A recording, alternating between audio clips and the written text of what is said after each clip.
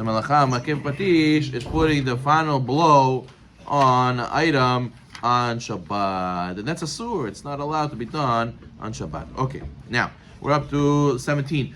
Anybody into watches? Whoever has watches, this is halacha for Shabbat on watches. Okay, a mechanical watch that requires winding to work should not be wound on Shabbat.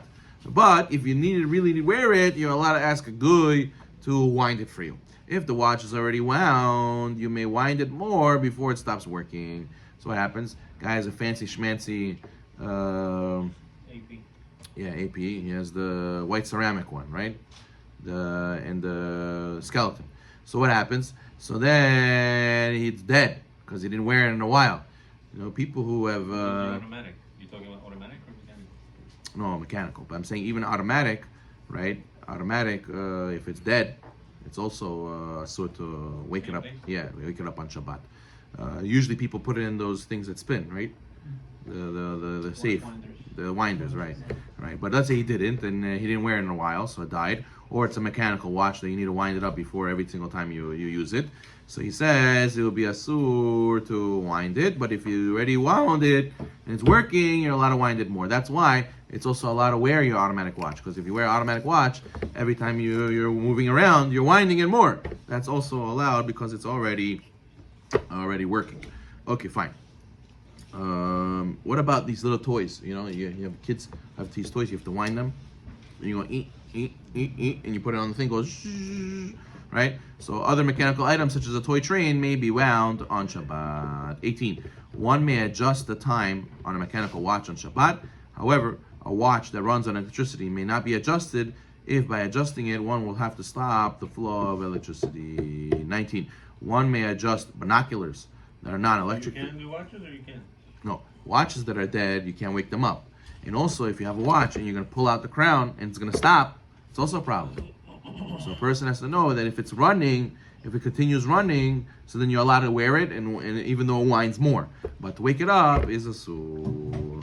Okay, 20. One may place contact lenses in their solution on Shabbat, since this is not considered fixing, rather a preventative measure in order to keep them from drying out. What if someone's, God forbid, his glasses popped out, right? His lens, one of his glasses from his lens popped out. 21. An eyeglass lens that popped out may not be snapped back into place on Shabbat. Even in extenuating circumstances, one should be stringent and not put the lens back in. If possible, one should ask a Jew, especially if you need a non-Jew. Especially if one needs the glasses for Torah learning or for praying. But it's Makeh BePatish to pop the lens into the glasses.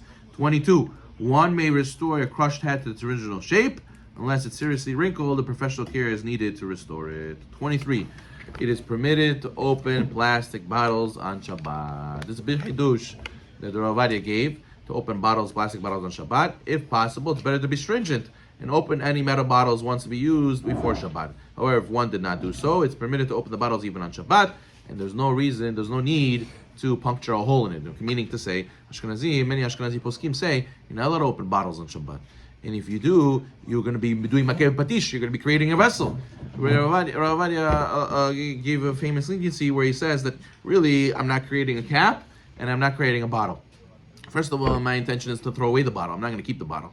Number two, the cap was already a cap before it was the ring was broken on the top. So therefore, I didn't really create anything. But since there are those who argue, if a person wants to, it's prosper to be stringent to open bottles before Shabbat. A lot of people open the bottles before Shabbat. And also, when they open the bottle, they puncture a hole in it. That way, it's not reusable. That way, it's not considered they created a kli. 24.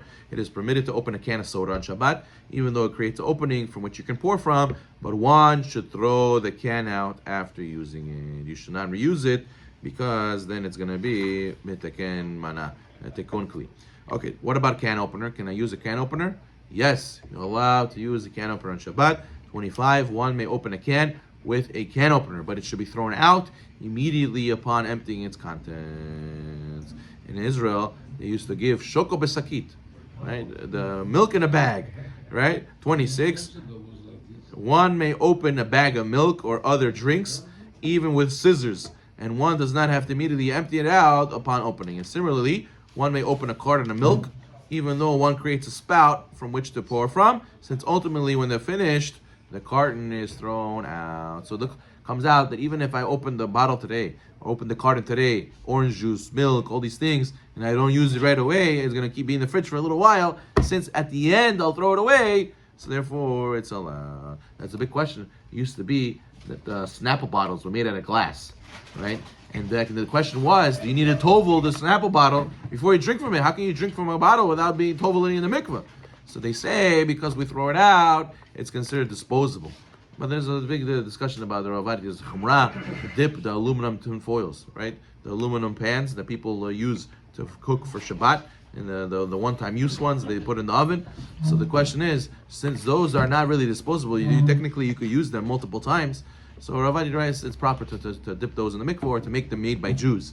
That way you buy it from a Chassidish company, so they don't really need tefillah anyways. But the Snapple bottles is a leniency because you're going to throw it out. Is it disposable? People, you could keep the glass and reuse it again, but if you would have to dip it in the mikveh. What?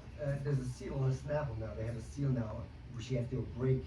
But now it's not even glass; it's plastic now. Seal. No, yeah, they're on both the bottles. They have plastic. Oh yeah? seal. Okay. Yeah. So is that like you're allowed to? You're allowed to open that seal. You're allowed to open. Okay, 28. One may open a sealed bag of chips or a snack even by opening on the creased seal, and one does not have to tear it in a destructive manner. 29. Sometimes people buy yogurts. They come yogurt cups attached to each other. You have to crack it off.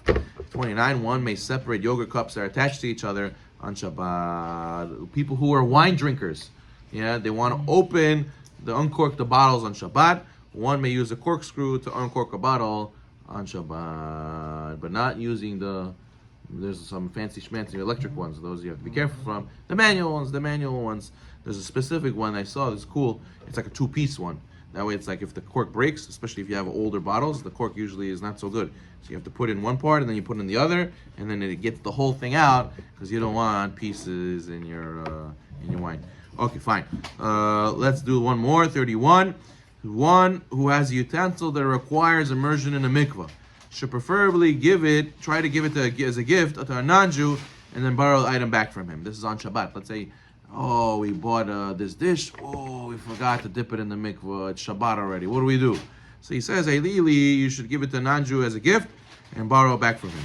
You should know sometimes it's easier said than done. You're giving him a gift. He says, oh, thank you. He wants to go home. So no, give it back. So it's not a gift. He says, no, it's a gift, but I'm borrowing it indefinitely. Oh, you Jews. What is this? You have to tell him, raise it above your head, do kinyan akba, You have to explain to them all these things. If not possible, according to Sfarad custom, a person may immerse an item in a mikvah on Shabbat. Ashkenazim, they don't allow this. But what? Yeah. But according to Sfarad custom, we do this. What's the problem? Because midrabanan it's considered tikkun kli, because you're putting the finishing blow. Right. It's not usable, and now you made it usable by dipping in the mikvah. But according to Sfarad custom, we're not mahmir in this case. Okay, next time we have to speak about swimming in a pool on Shabbat. Baruch Adonai Olam. Amen.